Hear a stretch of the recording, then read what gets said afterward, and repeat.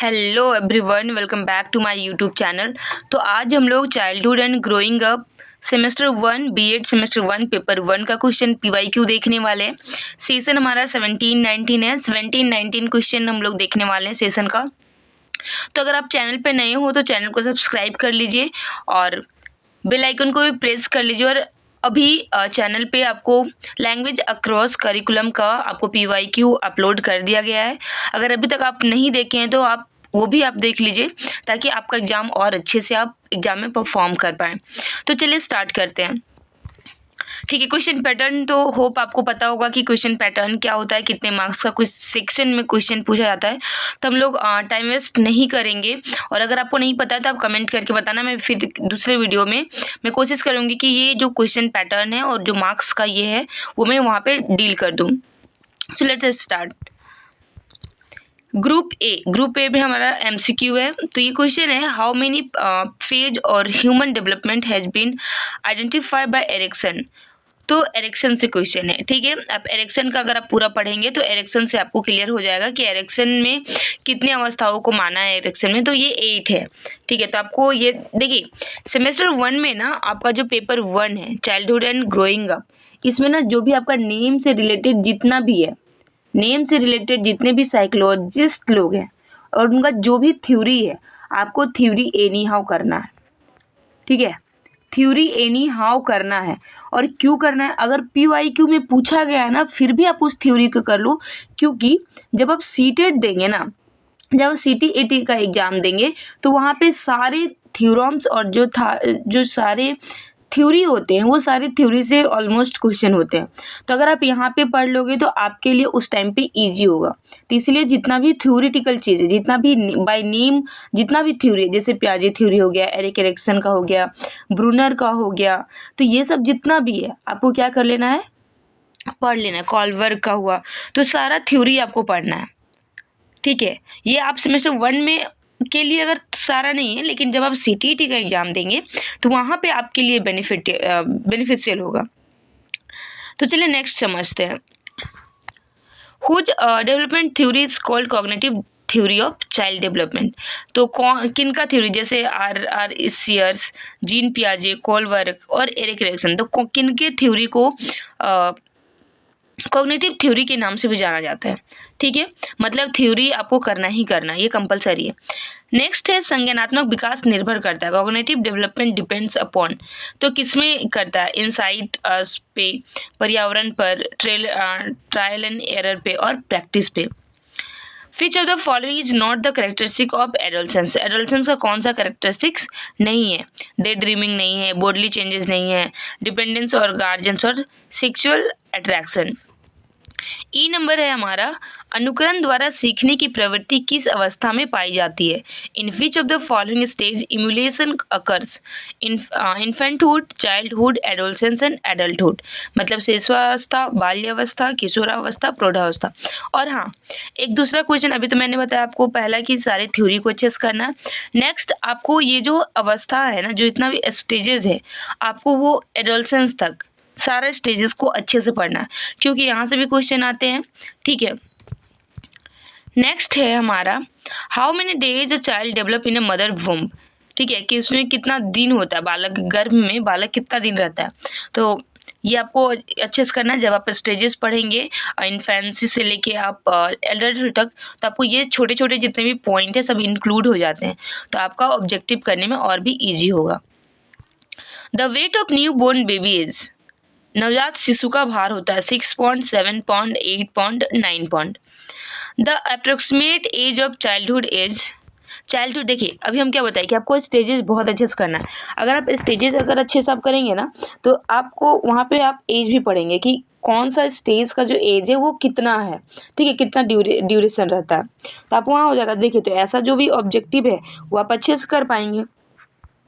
आई number है, who told the statement adolescence is a period of great stress and strain and storm. ठीक है, and strike. जितना भी S वाला है ये आप याद कर लो, स्टैनले हॉल, ये जो स्टेटमेंट है। ठीक है, ट्रिपल एस एडोलसेंस में कौन दिया है? स्टैनले हॉल दिया है। और वो भी किन से नाम स्टार्ट होता है? एस से। तो एस फॉर ठीक है, स्टैनले हॉल, और S for stress, strain and storm and strike. ठीक है, ये याद रखना है, ये मैक्सिमम टाइम पूछा जाता है।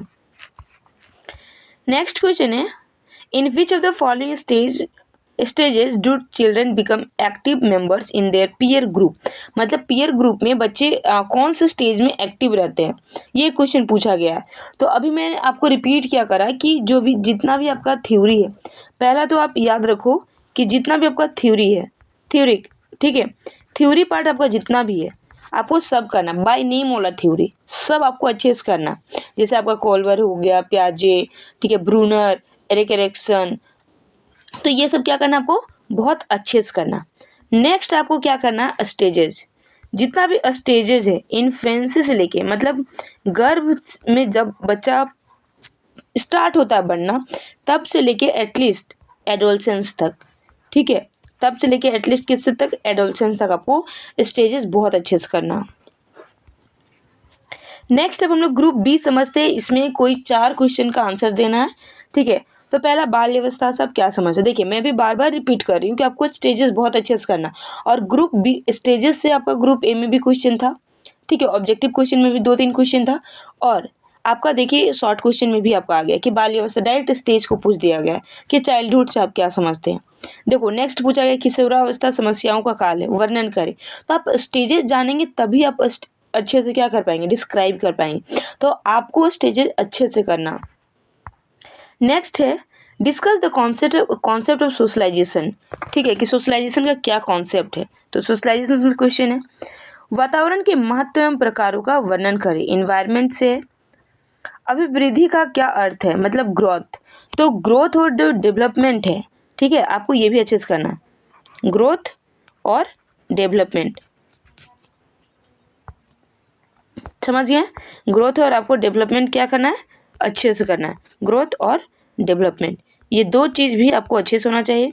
ठीक है, इन्वायरमेंट भी आपको अच्छे से करना है, सोशलाइजेशन करना है। देखो ये सब जो टॉपिक है ना, बहुत ही क्लियर टॉपिक है, और ये सब टॉपिक से एग्जाम में आपके जो भी टीचर एलिजिबिलिटी टेस्ट होते हैं वो सब एग्जाम में भी क्वेश्चन आता है, और आपके सेमेस्टर में भी क्वेश्चन आता है। तो ये सब क्वेश्चन आपको करना ही करना है, ये सब टॉपिक आपको करना ही करना। और अगर आप अच्छे से करेंगे ना तो बहुत ईजीएस्ट टॉपिक है, बहुत ईजी टॉपिक है, वो बहुत जल्दी समझ में आ जाएगा ये सब चीज़। नेक्स्ट है आपका बाल्य अवस्था में शिक्षा का वर्णन कर। देखिए यहाँ पे भी आपको पूछा गया कि what do you mean by childhood. तो अगर आप चाइल्डहुड पढ़ेंगे तो चाइल्डहुड में तो की शिक्षा भी तो पढ़ेंगे कि चाइल्डहुड में शिक्षा का क्या रोल होता है, शिक्षा कैसे दिया जाता है, बच्चों को कैसे एजुकेट किया जाता है। तो अगर आप एक चीज़ करें ना उससे रिलेटेड आपका बहुत चीज़ हो जाएगा, समझ रहे मेरी बातों को। तो आपको इस तरीके से पढ़ना, ठीक है। नेक्स्ट है describe the role of teacher in emotional development, मतलब संवेगात्मक विकास में शिक्षकों की क्या भूमिका है। ठीक है, नेक्स्ट है किशोरावस्था के सामाजिक विकास का विस्तृत वर्णन करिए। Explain social development of adolescence. देखिए एडोलसेंस से यहाँ भी क्वेश्चन है, क्वेश्चन नंबर 3 और क्वेश्चन नंबर 9। तो एक चीज़ तो यहाँ से क्लियर हो गया कि एडोलसेंस जो आपका स्टेज है, स्टेज करना बहुत कंपलसरी, स्टेजेस इन्फेंसी से लेके एडोलसेंस तक। अब ग्रुप सी है, ठीक है, किन्हीं 5 प्रश्नों के उत्तर थे, कोई 5। अब देखिए पियाजे डायरेक्टली यहाँ पे पियाजे थ्योरी आपको पूछ दिया गया है कि पियाजे थ्योरी ऑफ मोरल डेवलपमेंट। तो आपको जितना भी बाय नेम थ्योरी है आपको करना ही करना है।